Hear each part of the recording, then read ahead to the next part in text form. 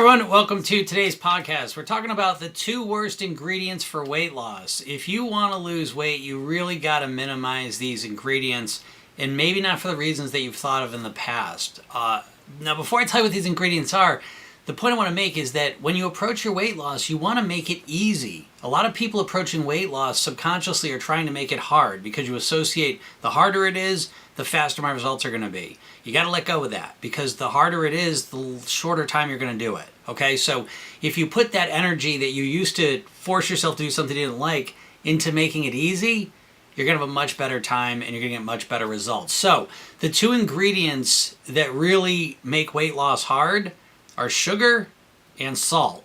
So a lot of times we hear about the negative effects of sugar and salt on our bodies, right? Sugar leads to cavities, spiked blood sugar, salt, high blood pressure, things like this. But the main point I want to make here is that these 2 ingredients cause you to overeat. So when there is salt and sugar in food, your chances of overeating it go way, way up. And now you're going to have to rely on willpower to stop yourself from eating it. But the craving goes up. As soon as you taste that salt, as soon as you taste that sugar, they work a little bit differently, but basically they're overriding your brain's natural ability to say, okay, I've had enough, stop. It hijacks that, and it causes you to want to keep on going. The sugar affects your pleasure centers, and the salt, it just overrides your ability to kind of know where you're at with your hunger.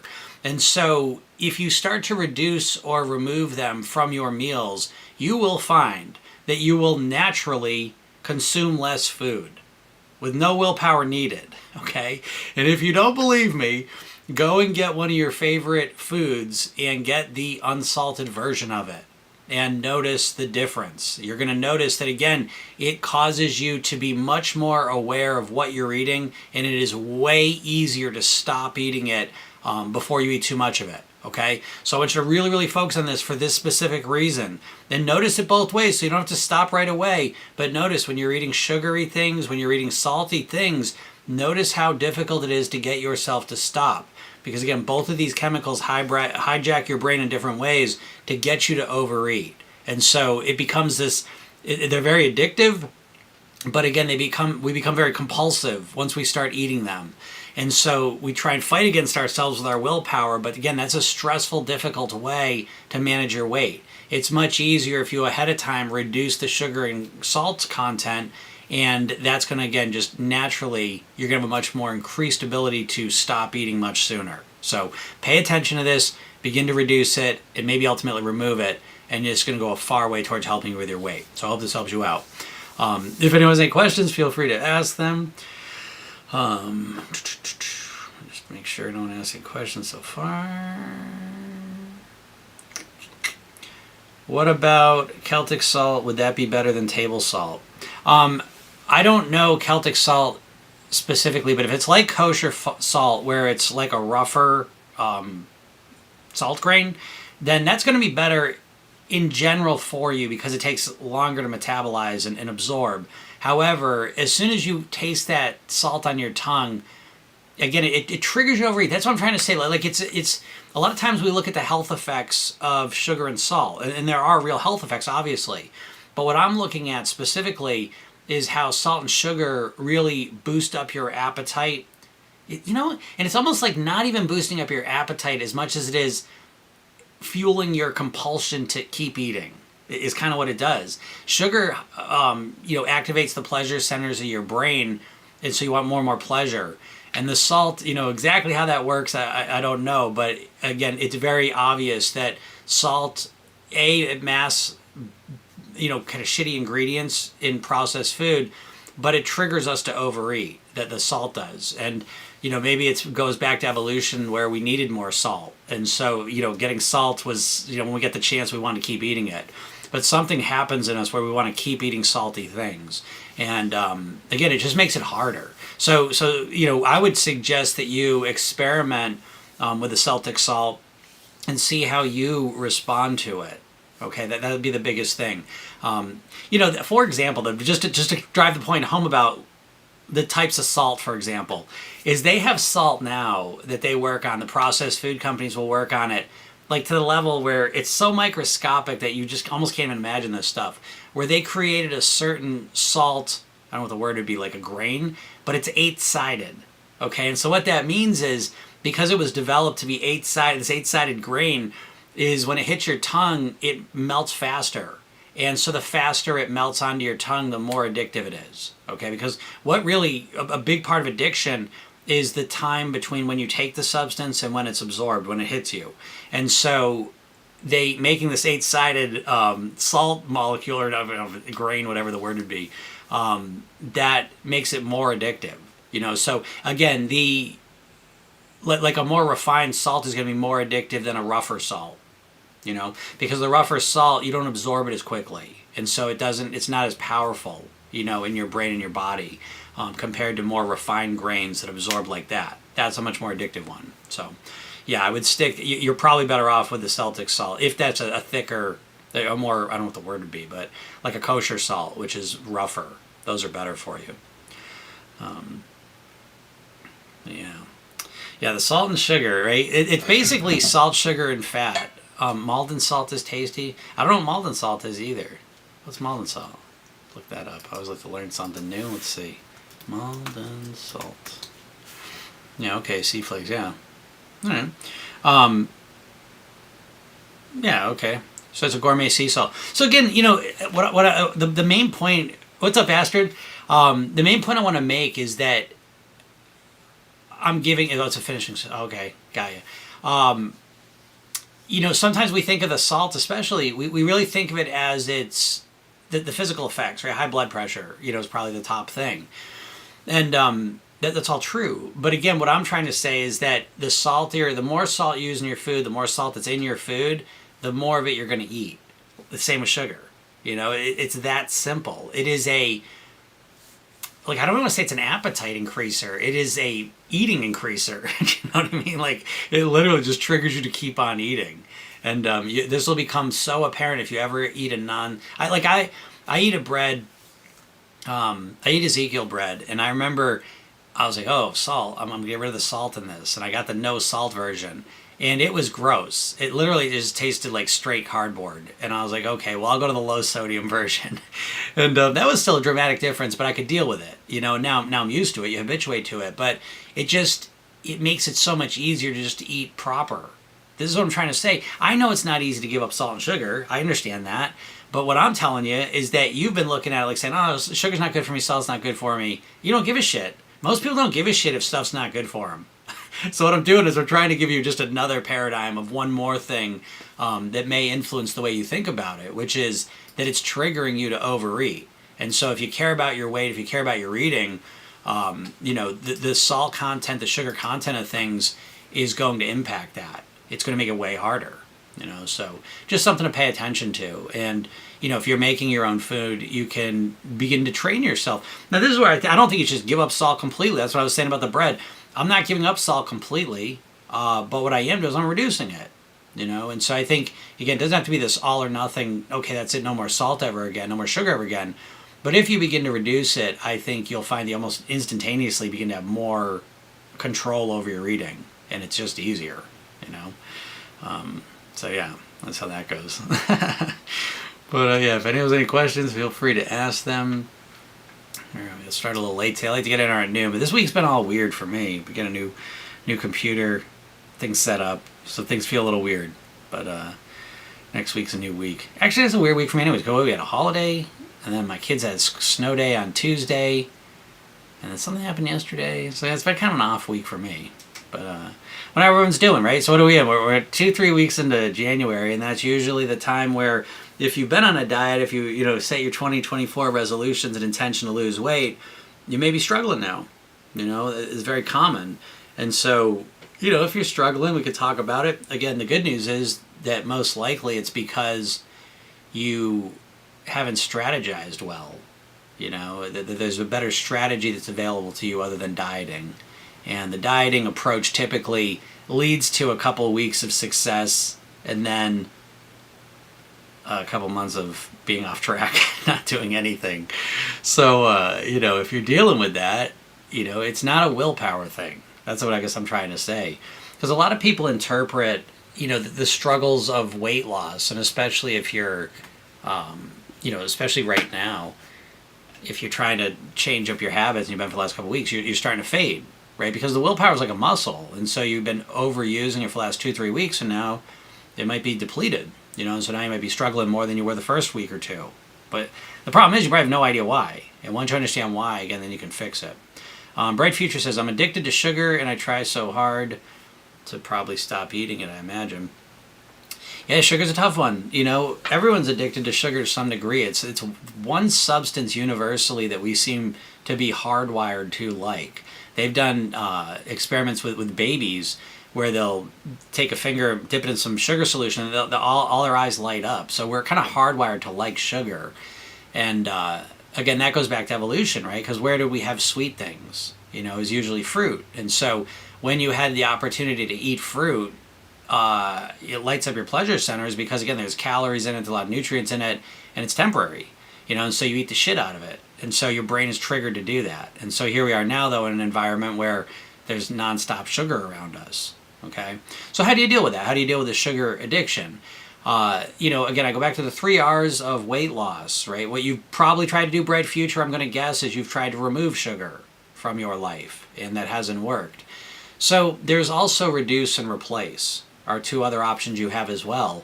I know sometimes people say, well, I can't do that with sugar. I'm all or nothing. I either eat it, all of it, or I have to stop it completely. And people tell themselves that, and I guess occasionally in a couple situations that may be true. But for the vast majority of people, that's not true. That if you put the energy into really learning to moderate and manage your sugar, you probably could do that better than you think you can, Yeah, you'll eat a whole bag of sugar donuts. Yeah, so will I. My kid over the holidays got, because when I was back in the day, I dropped 50 pounds. It's been 30 years, but back in the day, one of the foods that I would always eat was powdered white donuts. I'd always get the sleeve of them and eat those. And so I don't eat those anymore, but my kid got a bag of them. Just plow through it. So yeah, because listen, that's not even just the sugar, though. It really isn't just the sugar. It is the sugar, the fat. There's probably salt in it, right? It's always salt, sugar, fat. Those are the 3 real ingredients that trigger us to overeat. And again, it all goes back to evolution, times. But so the donut's not just the sugar, most likely. It's it's the sugar, the fat, and there's probably salt in them as well.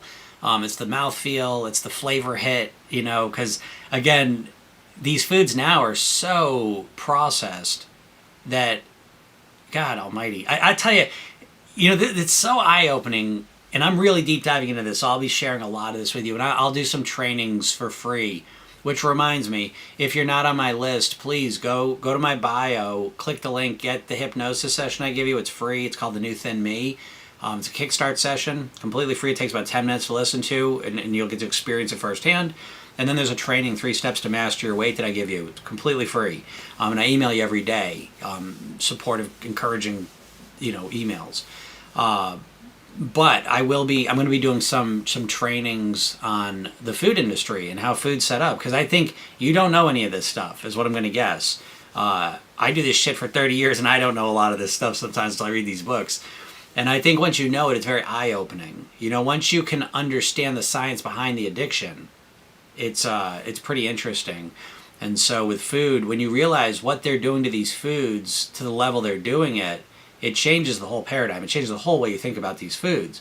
I always joke, a lot of times you look at your favorite processed foods, and intuitively you just think, well, it's a bunch of chefs in a kitchen, working on recipes. You know what I mean? To make the best recipe. It is not. Your favorite foods now are all made in labs by chemists. It is that cynical. It is that precise and down to the molecule. You know what I mean? It's so specific about what they're doing. And so even when you figure out how they're trying to optimize these foods, what they're doing is they're trying to hijack all of our evolutionarily created hardwiring. Your whole body as a system is literally hardwired to overeat because we evolved in a food scarce environment, but now we live in a food abundant environment, which it's not even just food abundant, it's addictive food abundant. You know, so it's not even just natural food abundance. It's gone a level beyond that, where it is hyper palatable foods that are engineered to be as addictive as possible in abundance. You know, so they're just layers of things that yeah, it makes it hard. But at least once you know it, you can understand that, and then you can start to strategize to make it better. I quit smoking cigarettes 3 years ago. I quit drinking alcohol a year ago, but sugar is my devil. Yeah. Yeah, well, congratulations on the other two. That's a good one. At least I would suggest that the sugar is probably the smallest devil of the three, you know. But that's a common thing. I mean, some people, the guy's a dipshit. I heard him say it yesterday. This guy's a clown. He's on TikTok sometimes, and I don't even know what his background is. He calls himself a doctor, but he's not a medical doctor. Anyways, he says that alcoholism is a sugar addiction. I think that's obviously simplistic and stupid, but the alcohol does break down into sugar, so there is an aspect to that. A lot of alcoholics turn to sugar, you know, to help deal with the cravings, you know, because they are related, right? Because the alcohol breaks down into sugar. So, yeah. Now, you're asking that, and do I have strategies to deal with sugar? I do. They're just more multifaceted than just stop eating sugar. So, you know, Bright Future, what I'm going to suggest without even knowing you is that you may have an addictive personality. And if you do have an addictive personality, you may be addiction jumping. Maybe. So at some point, I don't know what you did to quit smoking. I don't know what you did to stop drinking alcohol. But if you just quit cold turkey, you probably know a lot of this already. And I don't know if this is your situation. I don't know if you're responding to any of this. Yeah, okay. So you said, when I quit drinking, I ate so much ice cream for 3 months before things settled down. Okay. So if you quit, especially the alcohol, if you quit the alcohol cold turkey, you know that they refer to that as being a dry drunk, right? So it's like you stopped drinking, but you may have never dealt with the things that led you to be an alcoholic, and I don't know if you were alcoholic, actually, you didn't say that. But if you had a drinking problem, if we don't deal with the mindset, the emotional things that led to the problem in the first place, what happens is we get in this situation where we just go addiction jumping. You know, this thing, and now I'm addicted to this thing, now I'm addicted to this thing. And so sometimes it takes a deeper approach.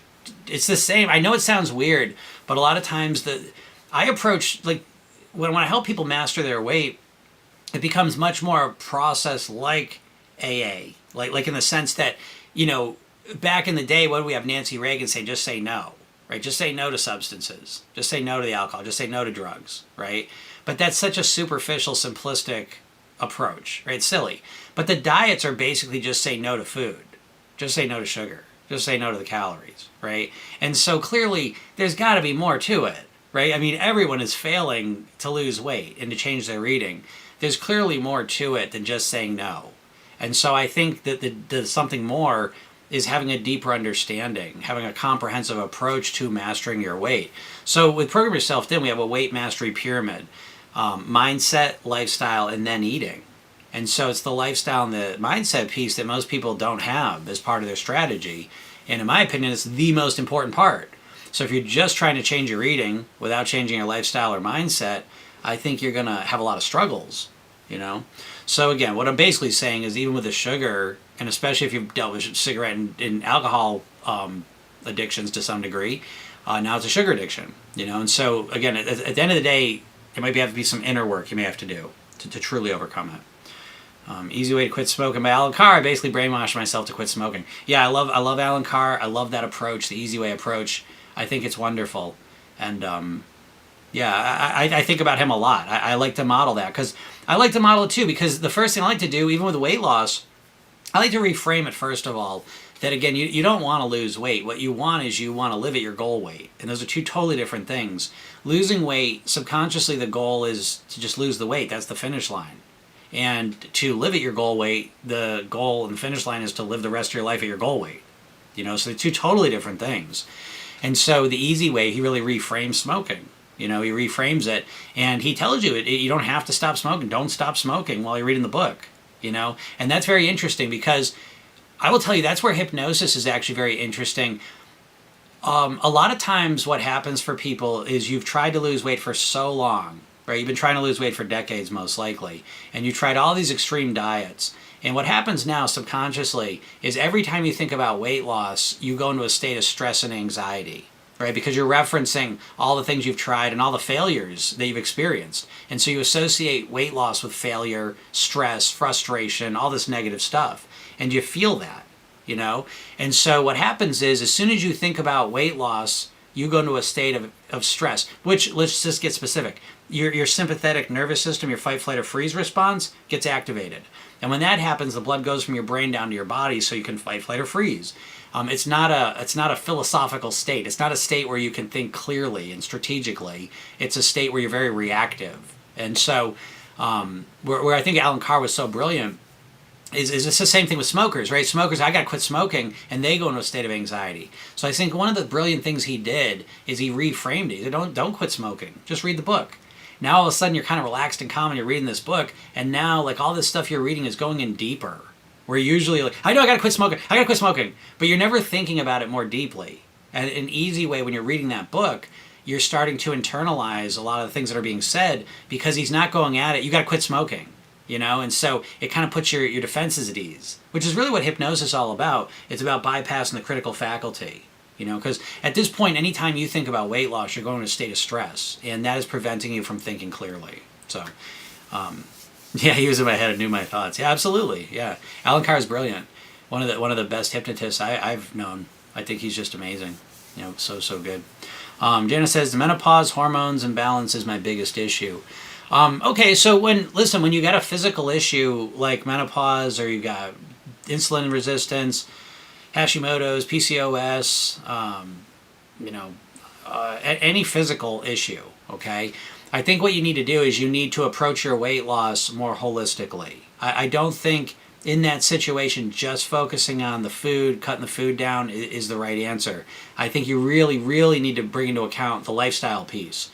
And when I say lifestyle, I mean 8 things specifically in order of importance.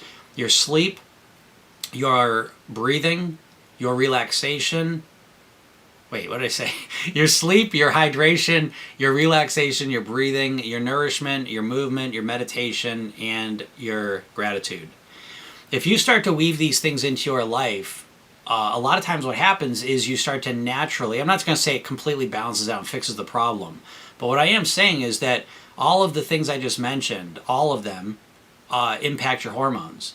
And so when you have a real physical issue, again, like I said, menopause is real, thyroid issues, insulin resistance, type 2 diabetes, all these are real physical issues.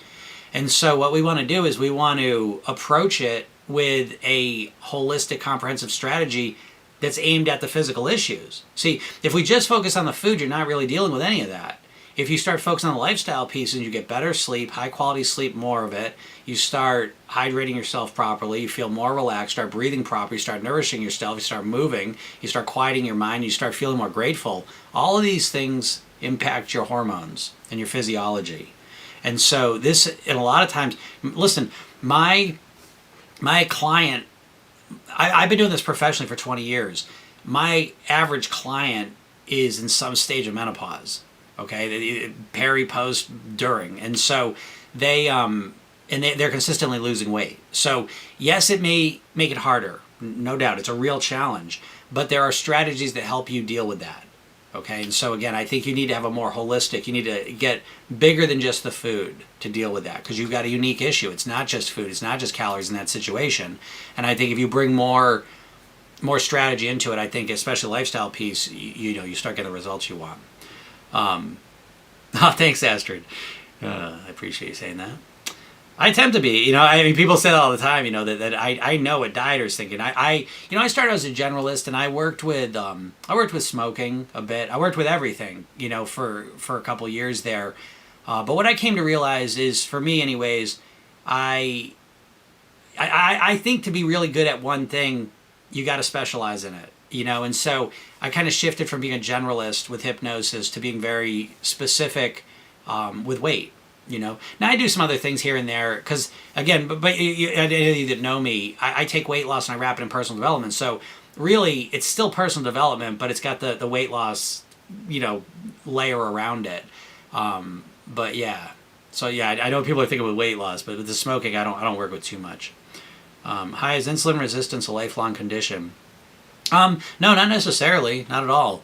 It just depends where you're at. But I mean, even people that have been diagnosed with type 2 diabetes are able to reverse it. Now, again, everyone's different. So I don't want to say like, it's not absolute either way because everyone's unique. But there are, you could expect, I would say, if you're not far into being insulin resistant, if you're not, even if you're type 2 diabetic, I've seen people reverse it. So, it depends how far in you are with it. Well, lifelong management, yeah, I suppose you could look at it that way, But, at the end of the day, right, so if we bring it back to even just weight, like people freak out when I say this, but your weight's going to be a forever marathon. It's like, oh God, it is. But you have that response because you think of dieting, and so you think, oh shit, I hate dieting. Oh my God, I'm gonna have to diet forever. Oh, right. So that's where you're going wrong, because the next question is, how long do you want to keep the weight off for? How long would you like to keep the weight off for? Well, forever. How long would you like to keep insulin resistance away for? Forever. You see? So it's like, yeah, it's not like lifelong management. It's really just a reflection of what you do. So if you overeat all the time, you're going to be overweight. If you're eating a lot of processed foods, a lot of flour, a lot of sugar, you're going to become insulin resistant, most likely, And so, yeah, I mean those things, insulin resistance, weight, are reflections of what we typically do. And so how long do you want to be at your goal weight for? Probably forever. So again, the secret is to figure out, how can I live as a thin and healthy person for the rest of my life? And the phrase I always say is that your real goal is not to lose weight. It is to get to your goal weight and then live the rest of your life at your goal weight on near autopilot.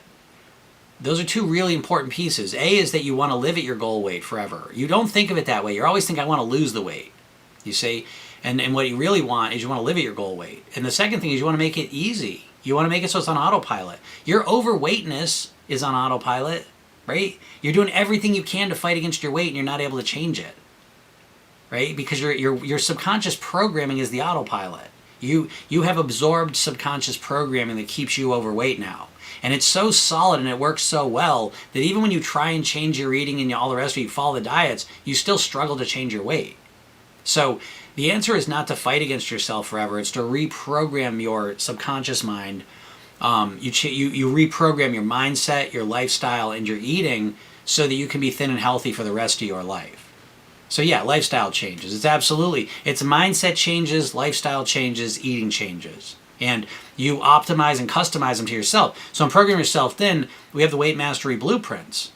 All right, so the fill-in-the-blank blueprints. They're roadmaps you follow to live at your goal weight for the rest of your life. But there's a mindset blueprint, a lifestyle blueprint, and an eating blueprint. And you customize it to yourself. And then you always, for the rest of your life, you're tweaking and optimizing it. But this is a weight mastery path. A mastery path, you never get to a finish line. As opposed to weight loss, the finish line is your goal weight. When it comes to weight mastery, I've been on the weight mastery path for 30 years. Now, I've been the same weight for 30 years. I had one blip 12 years ago, but it's been the same weight for 30 years. So I'm not motivated by the weight loss. There's no more weight loss. I'm just at this weight. So where's my motivation come from? My motivation comes from, I'm obsessed with the mastery of my mindset, lifestyle, eating. And so I'm always tweaking and optimizing those things. And so every year I'm learning new things and implementing new lifestyle habits, mindset habits, eating habits, and tweaking and optimizing it. So I love it. It's fun to me. You know what I mean? Like a path to mastery is like music, right? You never get to a finish line with music, art. You never get to a finish line with it. So there's things in life that we just keep doing and getting better and better and better at, which I think you'd be well served to get yourself on a mastery path, because then you have something in your life that you can, for the rest of your life, gain some pleasure out of. Because a lot of things in life, especially nowadays, they're kind of finite. Let's say, oh, we do them, and okay, I'm done with it. We want to set ourselves up with things that we can do for the rest of our lives and look forward to them and learn and grow and evolve and, get better at. Because that makes you feel good on the inside. Makes you feel like a better version of yourself. But Maria, what I would suggest, go to my bio, click the link, get the hypnosis session I give you. It's free. Watch the training I give you, though. That's the most important piece. Watch the training. And I think it'll reframe it. The training's only a half hour. The hypnosis session's 10 minutes. And then I email you every day. So again, anyone who's here, get on that list, because I can help you a lot more. Here I'm kind of bebopping around the answers, Whoops. Can you show us more what I eat in a day? I like those, as they give me a good idea of amounts. And why is 5 kilograms so difficult to lose? I'm at normal weight, but no, I can be slimmer. So difficult. Okay, those are great questions. Yeah, the what I eat in a day. I never like to do that, but I guess I could. I never like to show what I eat because it's like that's what I eat. That's what I kind of figured out what works for me, and quantities and specific things. And I don't like. It's up to you to figure out what you like. Like what I like, you're not gonna like, and I don't like. I feel like most dieting is like people trying to fit a round peg into a square hole. Trying to force yourself to follow some plan that doesn't really resonate with you. And so, but I could do it, I guess, just so you see. I guess it's good to see, anyways. But why is 5 kilograms so difficult to lose? I would suggest that that's the wrong question to ask, and it brings us to a bigger point. That most dieters, most people that I work with are very smart, and they're overthinkers. And if you're obsessively asking the question, why is it so difficult to lose the weight, you're just going to get answers that reinforce that perspective, if that makes sense. Why is it so difficult to lose 5 kilograms is a problem-oriented question. Okay? So it references the problems and the difficulties you've had in the past. But when you keep asking, why is it so difficult to lose 5 kilograms, you just stay stuck in that question, and your world becomes, it's difficult to lose 5 kilograms. Why? Because you were raised this way, because you're a sugar addict, because you're an overeater, because you have no willpower, because you're into this, because you're lazy, because you're this. And you use all day long, those answers that you're getting are all negative suggestions, and you're stuck in that mindset. So a much better question would be, how can I drop the 5 kilograms easily and naturally? How can I make it easy and comfortable and automatic for the 5 kilograms to just fall off my body? Now I know you don't have an answer for that, I get that, but you're not asking that question. So how the hell are you ever going to get that answer?